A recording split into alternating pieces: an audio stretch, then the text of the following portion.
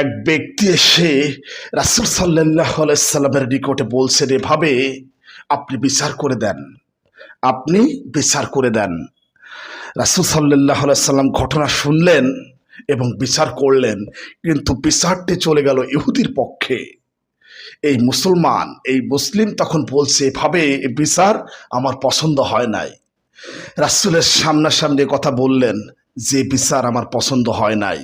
তো এই বলে ওই ব্যক্তি এই বিচার করবার জন্য আবার চলে গেলেন হযরত আবু বকর রাদিয়াল্লাহু তাআলা আনহুর নিকটে। আবু বকর রাদিয়াল্লাহু তাআলা আনহু অত্যন্ত নরম প্রকৃতির মানুষ ছিলেন। আবু বকর রাদিয়াল্লাহু তাআলা আনহুর সামনে গিয়ে বলছেন, এই বিচার আপনি করে দেন।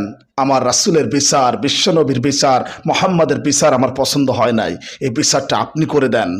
আবু বকর রাদিয়াল্লাহু তাআলা আনহু তখন এভাবে বললেন, যেখানে আমার নবী, বিশ্বনবী, যেখানে আমাদের দরদের নবী বিচার করেছেন, সেখানে আমি আর বিচার করতে পারি না। এটাই চূড়ান্ত, এটাই ফাইনাল।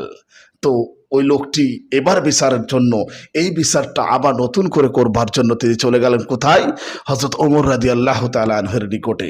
অর্থাৎ মুহাম্মদ সাল্লাল্লাহু আলাইহি সাল্লামের বিচার, আবু বকর রাদিয়াল্লাহু তাআলা আনহুর বিচার তার পছন্দ হয় নাই। তিনি চলে গেলেন হযরত ওমর রাদিয়াল্লাহু তাআলা আনহুর নিকট।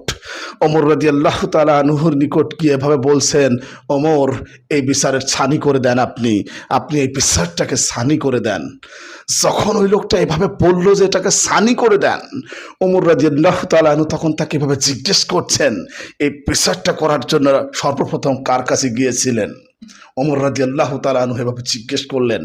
ওই লোকটা তখন বলছে, এভাবে এই বিচার করার জন্য প্রথমে গিয়েছিলাম মুহাম্মদ সাল্লাল্লাহু আলাইহি সাল্লামের নিকটে, তারপর আবু বকরের কাছে। ওমর রাদিয়াল্লাহু তাআলা আনহুর মাথায় আকাশ ভেঙে পড়ল।